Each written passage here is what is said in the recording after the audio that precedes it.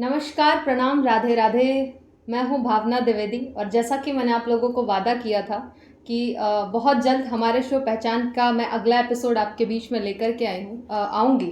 तो आज अगले एपिसोड में हमारे साथ जो शख्सियत मौजूद है, मुझे उनके विषय में कुछ भी बताने की आवश्यकता नहीं है, क्योंकि उस इंसान का व्यक्तित्व बोलता है, उनका अभिनय बोलता है, उनका किरदार बोलता है। और कहते हैं कि तारीफ के मोहताज नहीं हो तुम, तारीफ के मोहताज नहीं हो तुम, असली फूलों पर भी क्या इत्र लगाया जाता है। तो मेरे साथ जो शख्सियत मौजूद हैं उनके विषय में मुझे कुछ भी बोलने की आवश्यकता नहीं है, आप सभी उन्हें बहुत अच्छे से जानते हैं। तो आज हमारे साथ हमारे बीच में जो मौजूद हैं, जिनकी मौजूदगी हमारे लिए गौरवान्वित करने वाली है, वो हैं श्री अनूप अरोड़ा सर, जो भोजपुरी इंडस्ट्री के जाने माने अभिनेता हैं। तो सर, सबसे पहले मैं हमारे सभी दर्शकों की तरफ से आपका बहुत बहुत स्वागत करती हूँ। धन्यवाद। और आपने अपना समय हम सभी को दिया, ये हमारे लिए बहुत ही सौभाग्य की बात है कि आज आपसे मुलाकात हो पाई। और जिनकी फिल्मों को मैं आपकी फिल्मों को हम इतना ज़्यादा देखते हैं और अलग अलग तरीके के आपके अभिनय को, आपके किरदार को हम देखते हैं, और आज आपसे मुलाकात हो गई। मेरी इतनी इच्छा थी, जब से मुझे पता चला कि आप कुशीनगर में आए हुए हैं, मैं तब से आपसे मिलना चाहती थी। तो आज फाइनली मेरी आपसे मुलाकात हो गई। और सर, मैं चाहूँगी कि आपका जो आपने जैसा कि मुझे बताया, जितना मैं आपको जानती हूँ, आपके विषय में जानती हूँ, आप बनारसी हैं। तो पक्के वाले आप बनारसी हैं, तो बनारस के कुछ, आप बनारसी हो और बनारस के कुछ ऐसे बचपन में आपके खुरापात ना रहे हो, कुछ इस तरीके का अनुभव ना रहा हो, ऐसा हो ही नहीं सकता, क्योंकि बनारसी तो हर जगह जाने जाते हैं। तो मैं चाहूँगी आप अपने उन कुछ अनुभव को हमारे दर्शकों के बीच में बताएं, कुछ ऐसा किस्सा सुनाएं जो हमारे लिए बड़ा अलग हो। किस्से तो बहुत से हैं, लेकिन आजकल जो सबसे ज़्यादा चर्चा का विषय है विश्वनाथ कॉरिडोर, हम वही तो शुरू करते हैं, क्योंकि मेरा घर विश्वनाथ मंदिर से चंद कदमों की दूरी पर, समझ लीजिए 200-250 कदमों की दूरी पर था, बास फाटक पर जी। तो हम लोग आज जो रोका टोकी हो गई है, और बचपन के दौर ये था कि हम लोग वहाँ आइस पाइस खेलने, मतलब छुपा छुपी खेलने चले जाते थे विश्वनाथ मंदिर में। अच्छा, मतलब आइस पाइस आपने भी खेला? हाँ बिल्कुल भाई। और कोई पूछने वाला नहीं होता था। और आज उसी मंदिर में जाने के पहले हमें 4 जगह मेटल डिटेक्टर से चेक किया जाता है। हम लोग जाते थे, और कभी कभी कुछ खाने का मन करता था, मतलब ये चोरी तो की है हम लोगों ने, और बाबा भोलेनाथ के, क्योंकि अर्घे में से पैसा निकाल के जेब में रख के चुपचाप निकल जाते थे। दूसरा ये रहता था हम लोग सवेरे गर्मी के दिनों में, खासकर जैसे अभी मौसम चल रहा है, तो सवेरे 6 बजे उठ के और गंगा घाट के पहुंच जाते थे, वहाँ से नाव लेते थे और चले जाते थे उस पार। और नाविक नहीं ले जाते थे हम लोग, क्योंकि 4-5 दोस्त रहते थे, हम लोग सब लोग नाव चलाना। और बनारस में जो पैदा हुआ है हम लोगों के दौर में, अब आज के पीढ़ी को तो नहीं कह सकते, हम सब लगभग नाव चलाना जानते हैं। तो हम लोग लेके चले जाते थे। मल्लाह इधर परेशान होता था, जिसकी नाव रहती थी वो इस पार से उस पार तक चिल्लाता था। या कभी कभी हम लोग ये भी करते थे कि भाई तुम जाओ, हमको छोड़ दो, और हम लोग घंटे 2 घंटे वहाँ नहाया करते थे। तो उसके बाद हम लोग आवाज़ लगाते थे। अब सोचिए वो दूरी जो है, वो बाद में जाके हमारे थिएटर में काम आई। वो जो आवाज़ का जो मतलब विकास हुआ, वो चिल्ला के, तो ये सब किस्से हैं, बहुत किस्से हैं। बनारस उस समय वाकई बनारस हुआ करता था। आज तो मतलब वो रूप देख के हम वास्तव में कहें तो वो मज़ा नहीं आता है, क्योंकि गलियां ख़त्म हो गई, व्यवसायिक ज़्यादा हो गया है, बनारसीपन थोड़ा सा ख़त्म हो गया। लेकिन कहीं ना कहीं जितना मैं सुन पा रही हूँ चीज़ें, तो मुझे ये लगता है कि वाकई में आपके कुछ ये जो चीज़ें हैं, बनारस का जो भी जुड़ना, जैसे कि आप इतने सहज स्वभाव के आप हैं कि आते ही आपने जो पेड़ा खिलाया तो वो पेड़ा गुड़ जैसा उसका स्वरूप नहीं, वो संकट मोचन का प्रसिद्ध पेड़ा है। वो लगता है कुछ भी, लेकिन खाने के बाद आपको भी लगा होगा कि आपने कुछ अच्छी चीज खाई है। ये मैंने खास तौर पे इसलिए कहा ताकि मैं दर्शकों को बता सकूं कि आपने मुझे पेड़ा खिलाया, और फिर आपके फैंस भी आपसे इस चीज की डिमांड करें। शूटिंग पर आके हम आपका स्वागत, आप आई हमारे यहाँ तो कैसे कर सकते हैं। अगर सौभाग्य से कहिए तो वो पेड़ा एक बचा हुआ था, वो आपके ही हिस्से का था। हाँ, मैं वही ये देख मान रही थी के कि एक ही चलता हूँ। बचा है, क्या जी। पता सर कब अपना बैग वैग खोले तो कुछ और दिख जाए तो मैं लेकर के जाऊं। नहीं, क्योंकि शूटिंग अभी खत्म होने वाली है, आज ही जी मुझे बस आखिरी शूटिंग है, कल जी निकल जाना है, जी। इसलिए। और बताइए। और मैं ये जानना चाहूँगी कि फिल्मों में, क्योंकि आपने अपना तकरीबन 25 26 27 साल का समय आपने दिया, एक लंबा समय फिल्मों को दिया है, भोजपुरी इंडस्ट्री को आपने दिया है, और मैंने हर बार ये देखा है कि आप लोग मतलब जो भी अभिनेता होते हैं वो एक अलग अलग किरदार में अलग अलग फिल्मों में आते हैं। तो ये आप कैसे करते हैं, मतलब कोई भी चीज़ को तैयार करने के लिए मतलब तुरंत आपको ये रोल दिया गया, आपने इस फिल्म में इस तरीके का रोल किया, किसी और फिल्म में कुछ और भूमिका आपको निभानी पड़ जाती है, तो ये कैसे आप लोग करते हैं, मतलब अलग किरदार में अपने आप को ढालना?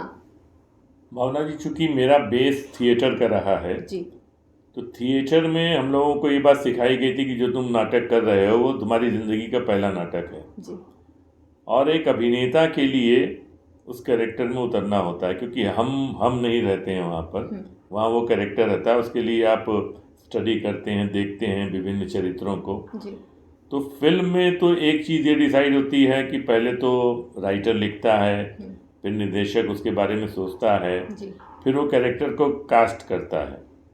तो उसके दिमाग में भी अगर वो नया नहीं है, पुराना है, तो उसके दिमाग में रहता है कि नहीं, इस चरित्र को ये अभिनेता ज़्यादा अच्छी तरह कर सकता है। अगर वो नया है तो वो किसी के कहने पर या खुद से फिल्में देख के हमको लेता है। तो मैं आज भी ये मान के चलता हूँ, बहुत लोग ये कहते हैं मैं इतनी फिल्में कर लिया, इतनी फिल्में कर लिया, मैं ये कहता हूँ ये मेरी पहली फिल्म है, अरे क्योंकि ये जो किरदार मिल रहा है जी वो मैं जो करने जा रहा हूँ तो वो पहली बार कर रहा हूँ इस फिल्म में, ये मान के चलता हूँ। तो एक व्यक्ति जो उसकी तरह है, मेरा नाम अगर कमला प्रसाद है तो कमला प्रसाद कैसे सोचता है, कैसे चलता है, वो उसकी स्क्रिप्ट पढ़ने के बाद धीरे धीरे हम लोग डिसाइड करते हैं।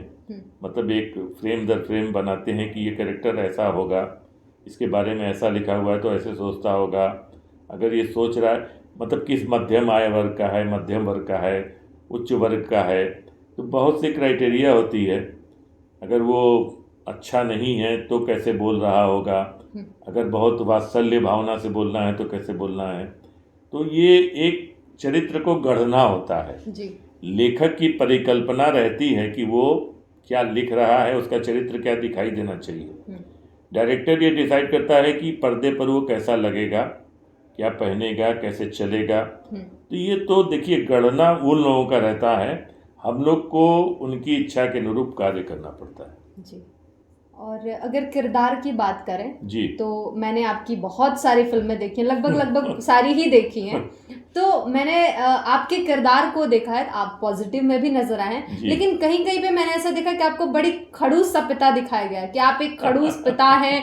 आप मतलब बेटी के प्रेम में प्रेम तो खैर वाकई बहुत ही अच्छा रहा है, बहुत ही सुंदर भाव दिखाया गया, लेकिन आपका जो खड़ूसपना नजर आया है कि आप एक खड़ूस पिता हैं। और तो क्या असल जीवन में भी आप इस तरीके के हैं, मतलब स्वभाव ऐसा है आपका कि अपने? नहीं, ऐसा स्वभाव तो नहीं है। लेकिन जब मैं किसी शूटिंग में जाता हूँ तो अक्सर ये होता है, देखिए क्या होता है ना, सीधे जाते ही आप किसी से घुल मिल नहीं पाते हैं। तो कई बार लोगों को ये भ्रम होता है कि ये बहुत खड़ूस हैं, और लेकिन बाद में 2-3 दिन 4 दिन जब रह लेते हैं किसी के साथ तो बोलता है अरे यार आप तो बड़े सीधे सरल इंसान हैं। लेकिन नारियल की तरह ही आदमी को होना चाहिए, बिल्कुल सही बात क्योंकि आप शुरू में फूल की तरह जाएंगे तो बहुत लोग आपको मसलने की फिराक में रह जाएंगे। बेशक। तो पहले हम भी ये चाहते हैं कि हम ठीक ठाक दिखें, ज़्यादा घुलना मिलना तभी आप भी तो सामने वाले को देखते हैं ना पहले। हाँ, सही कि बात इनसे है। बात की जा सकती है, नहीं की जा सकती है। हर जगह पर अलग अलग व्यक्तित्व के लोग मिलते हैं, उनसे कितना बोलना चाहिए, नहीं बोलना चाहिए, ये भी पढ़ना पड़ता है। और रही फिल्मों की बात, तो मुझे भी एक बात बताऊं मैं कि ग्रे शेड वाले रोल, जैसे आपने नेगेटिव देखे खड़ूस वाला, वो मुझे करने में ज़्यादा अच्छा लगता है, क्योंकि वो पब्लिक देख के मुझे कई बार गाली बकती है। अरे बिल्कुल। तो मुझे अच्छा लगता है कि इंसान जो होता नहीं आपने है जीवंत कर दिया उसको। क्योंकि मेरे घर में भी मेरी हाँ, दादी हैं, जी तो मैं उनके सामने आपकी फिल्में देखती हूँ। तो आपकी एक फिल्म है साजन चले ससुराल 2, जी जी जी जिसका जी जी सेकंड पार्ट जो है, तो हाँ उसमें मैंने देखा कि आप एक बहुत ही निगेटिव रोल में हैं। पिता हैं आप स्मृति सिन्हा जी की, खेसारी लाल यादव की फिल्म है, हाँ और हाँ उसमें आप एक अलग तरीके से, मतलब बेटी की शादी भी तोड़ देते हैं, आप एकदम अलगा करा दिए दोनों को। तो ये चीज़ें जब मैं फिल्म देख रही थी तो मेरी दादी आपको बहुत गाली देती हैं। तो ये मतलब ये है कि ये सबसे बड़ी जीत है एक किरदार की, एक अभिनेता की, कि उसने अपने जी किरदार को जीवंत कर दिया कि पब्लिक उसे सच मान करके गाली दे रही है।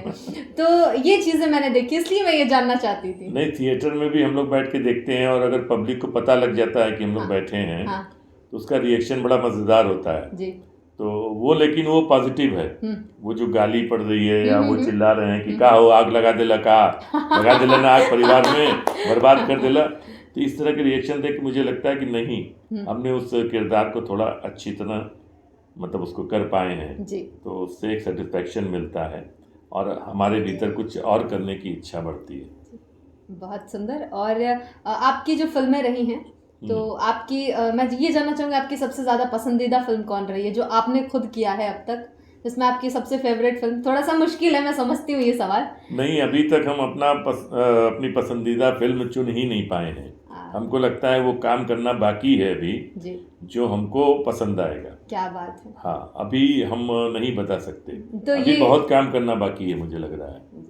वही कहते हैं ना, कुछ लोग हैं जो बड़े होकर के सच में बड़े होते हैं, तो वाकई नहीं में बड़े होकर के बड़े होना कोई आपसे सीखे। नहीं, और सर आपकी एक फिल्म है गंगा जमुना सरस्वती, हाँ तो उसमें 3 अभिनेता हैं जी जो तीनों ही राजनीति में हैं, तीनों ही सांसद हैं, एक हाँ पोस्ट पर हैं, तीनों के तीनों लोग बीजेपी से सांसद हैं, हाँ और आप उस फिल्म में हैं। जी। तो आपका राजनीति को लेकर के क्या नजरिया है? मतलब 3 भोजपुरी के जो है तीनों के तीनों सांसद है, तो क्या आपको भी लगता है कि फ्यूचर में आपको भी राजनीति में आना चाहिए या कुछ इस तरीके का? आप ये नाम आपने जो लिया गंगा जमुना सरस्वती, जी। मैं आपको बताऊं इसके बारे में थोड़ा विस्तार से। जी। ये गंगा नाम था मनोज तिवारी जी का, हाँ और जमुना नाम था रवि किशन जी का, जी। और सरस्वती नाम था दिनेश जी का। और ये लोग तीनों बारी बारी से, देखिए आप क्रम उठाइए, सबसे पहले मनोज तिवारी जी सांसद बने, फिर रवि किशन जी बने, फिर दिनेश जी बने। हाँ। तो ये एक बहुत अच्छी बात थी, और हम लोग को बहुत अच्छा लगा कि हमारे 3 साथी कलाकार आज सांसद हैं, बहुत अच्छी बात है। मेरा राजनीति में कोई वैसा मतलब वैसी रुचि नहीं है राजनीति में, लेकिन जब अपने लोग रहते हैं तो उसमें थोड़ी कार्य करने की इच्छा होती हाँ, है। बिल्कुल। और अगर मुझे कुछ बदलाव चाहिए रहता है तो उन लोगों से डिस्कशन भी कर लेता हूँ, जो अपनी इच्छा रहती है। बस हमारा यही आग्रह है आपके माध्यम से भी उन लोगों से कि भोजपुरी को वो स्थान अभी तक नहीं मिला, जबकि सबसे ज़्यादा सीटें भोजपुरी से ही जाती हैं, बिहार यूपी से ही जी जी जी। संसद में कोई भी सरकार बनाने के लिए। तो बस मैं आग्रह करूँगा एक बार तीनों लोग मिल के जोर लगा दें तो शायद ये भी काम हो जाए। बिल्कुल बिल्कुल सर।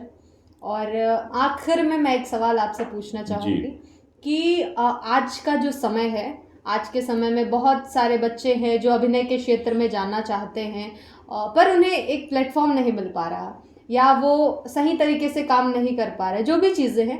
तो युवाओं को आप क्या संदेश देना चाहेंगे, जो आज के युवा हैं अभिनय के क्षेत्र में जाना चाहेंगे? क्योंकि आपके पास बहुत बड़े बड़े अनुभव हैं, आप मतलब भोजपुरी में एक बहुत बड़ा नाम आपका है। तो मैं ये चाहूँगी कि आप एक अपना जो भी है उन बच्चों को क्या संदेश देना चाहेंगे जो आज के समय में फिल्म इंडस्ट्री में जाना चाहते हैं? देखिए, फिल्म इंडस्ट्री में जाना चाह रहे हो या समाज में किसी भी कार्य में जाना चाह रहे हो, हम किसी स्कूल में एडमिशन लेते हैं, फिर कॉलेज में जाते हैं, फिर ग्रेजुएशन, पोस्ट ग्रेजुएशन, पीएचडी करते हैं, तो हर जगह एक सीढ़ी है। आप सीधे कूद के डॉक्टर नहीं बन जाएंगे, उसके लिए एमबीबीएस के 5 साल फिर इंटर्नशिप होगी। लेकिन हम अभिनेता को देख के पर्दे पर ये सोचते हैं कि दुनिया का सबसे सरल काम जो है वो अभिनय करना होता है, जबकि वास्तव में ये नहीं होता है। बिल्कुल। तो सीढ़ी दर सीढ़ी ही चढ़ना होता है। और आप प्लेटफॉर्म की बात कर रही हैं, प्लेटफॉर्म नहीं मिलता है।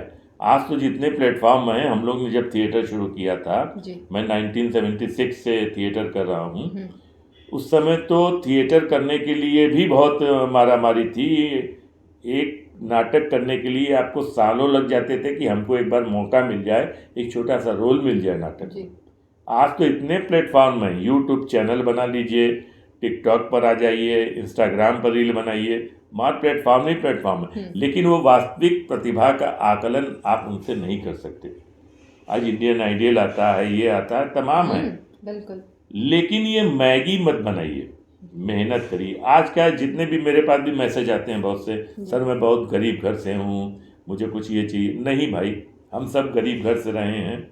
अमीर घर के होने से किसी प्रतिभा का, आप क्रिकेट में देख लीजिए, आजकल इतने नए नए लड़के आए हैं जो मतलब जिनके पिता पानी पूरी बेचते थे, बिल्कुल सही है, कोई रिक्शा चलाता था, किसी के यहाँ खाने को नहीं था। आप में प्रतिभा होगी तो आपको कोई रोक नहीं सकता। लेकिन आपकी, सर मुझे कोई फ़ोन नंबर दे दीजिए, मुझे कोई, नहीं नहीं नहीं। हम लोग ने भी मेहनत की है अपने समय में, बहुत समय गंवाया है। तब आपको ये मान के चलना पड़ेगा, अपना लक्ष्य निर्धारित करिए और उस पर लगे रहिए सच्चे मन से। मेहनत से घबरा के कि साल भर हो गया काम नहीं मिला, 2 साल हो गया काम नहीं मिला, आप पूरी तैयारी के साथ आइए। मैं ये मानता हूँ, आज कितने भी सुपरस्टार हैं जो कुछ नहीं थे, जिनके पीछे कोई बैकग्राउंड नहीं था, लेकिन आज वो भोजपुरी में राज कर रहे हैं। तो आप भी कर सकते हैं, लेकिन पहले अपने मन को दृढ़ करिए, सीखिए और पढ़िए। सबसे ज़रूरी एजुकेशन है, पढ़ना बहुत ज़रूरी है। फिर आइए, स्वागत है आपका, पूरी तैयारी के साथ आइए, जल्दीबाजी मत करिए, थोड़ा धैर्य रखिए। धैर्य की बहुत कमी है हमारे यहाँ आजकल, सब्र नहीं है। 2 मिनट मैगी फट से बना दीजिए, नहीं भाई, टाइम लगेगा। थोड़ा पुलाव बनाना है ना, तो थोड़ा समय लगेगा। सही बात है, किसी भी कार्य को करने के लिए दृढ़ निश्चय बहुत आवश्यक है। और सर बहुत बहुत धन्यवाद, हमें बहुत अच्छा लगा कि आपने एक बहुत अच्छा समय अपना दिया और आपकी बातें सुन कर के, मतलब हमारे लिए ये बहुत बड़ी बात है कि आपके जीवन से जुड़ी हुई चीज़ें हमारे दर्शकों तक पहुंच रही हैं। तो बहुत बहुत धन्यवाद। बुला रहा है जी, आपके फैंस बाहर खड़े कि सर की घंटी बज रही है और आ रहे हैं भाई, आ रहे हैं। तो ये चीज़ें हैं और बाकी फिर मिलते हैं बहुत जल्द नए एपिसोड के साथ। और ये थे हमारे साथ श्री अनूप अरोड़ा जी, जिन्होंने भोजपुरी का बढ़ाया है बहुत ही बड़े लेवल पे सम्मान, और जिन्होंने समाज में बनाई है अपनी एक उम्दा पहचान। तो मिलते हैं फिर अगले एपिसोड में पहचान के साथ। धन्यवाद, बहुत बहुत धन्यवाद।